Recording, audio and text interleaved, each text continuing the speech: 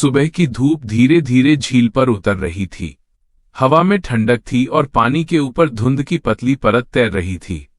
चारों तरफ शांति थी, लेकिन वो शांति अजीब थी। ऐसी शांति जो दिल में बेचैनी छोड़ दे। झील के किनारे 3 साए बैठे थे, अमन, रिया और सिमरन। तीनों की निगाहें पानी में खोई हुई थीं।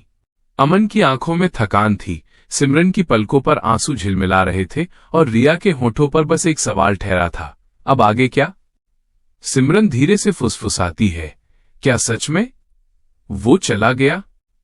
अमन कुछ नहीं कहता, बस सिर झुका लेता है। और झील की लहरें विस्की की हंसी सी लगती हैं। रिया आसमान की तरफ देखती है, बादलों के बीच एक झिलमिल सी आकृति बनती है, जैसे विस्की मुस्कुरा रहा हो। धीरे से रिया अपनी डायरी खोलती है। पन्ने सूखे हुए हैं, कुछ पर मिटे हुए अक्षर, कुछ पर खून जैसे निशान।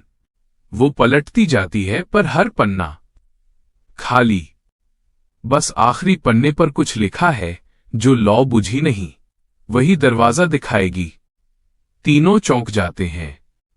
रिया धीमे स्वर में कहती है, मतलब विस्की ने हमें रास्ता छोड़ा है। अमन की आंखों में चमक लौटती है, तो ये खत्म नहीं हुआ, अभी एक रास्ता बाकी है। सिमरन डरते हुए पूछती है, पर अगर दरवाजा खुला तो फिर क्या होगा? अमन जवाब देता है, जो भी होगा हम सब साथ होंगे। तीनों उठते हैं, झील के पार उस रास्ते पर बढ़ते हैं जहां कभी दरवाजा था। रास्ता अब बदल चुका है। पेड़ उल्टे उग रहे हैं, जड़ें आसमान में और पत्ते जमीन में। पैरों के नीचे की मिट्टी से अजीब आवाजें आती हैं, कभी बच्चों की हंसी, कभी किसी जानवर की चीख। सिमरन कांपती है, ये जंगल पहले जैसा नहीं रहा। रिया अपने कदम तेज करती है, हमें डर से भागना नहीं है, विस्की हमारा इंतजार कर रहा है।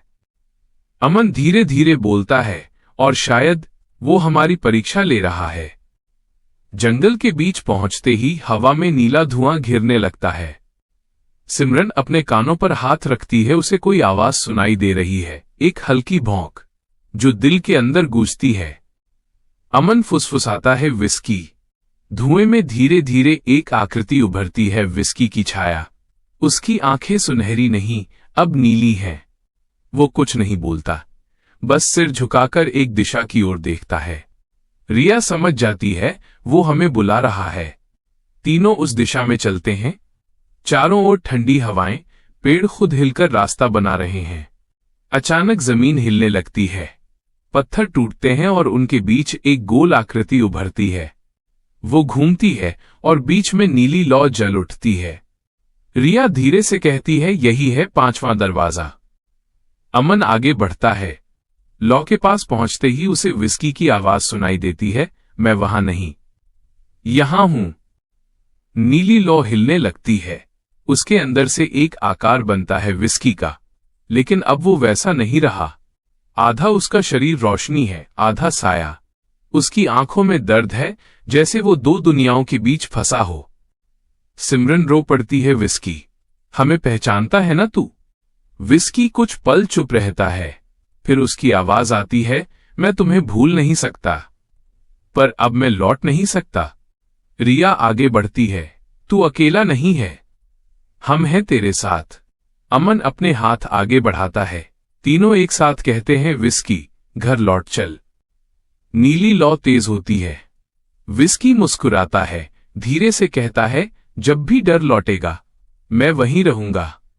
लौ तीनों के दिलों में समा जाती है। जंगल की हवा बदल जाती है, पेड़ों के पत्ते हरे हो जाते हैं। सूरज की रोशनी झील तक पहुंचती है। सब कुछ जैसे फिर से जिंदा हो गया हो। तीनों झील के किनारे लौटते हैं। आसमान अब लाल नहीं, सुनहरा है। सिमरन आसमान की तरफ देखती है, बादलों में विस्की की सुनहरी आकृति मुस्कुरा रही है। वो धीमे से कहती है, वो गया नहीं, अब हमेशा हमारे साथ है।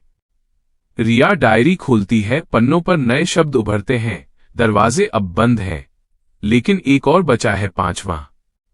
अमन झील में देखता है, पानी में उनका प्रतिबिंब 5 चमकते दरवाजों की तरह झिलमिला रहा है।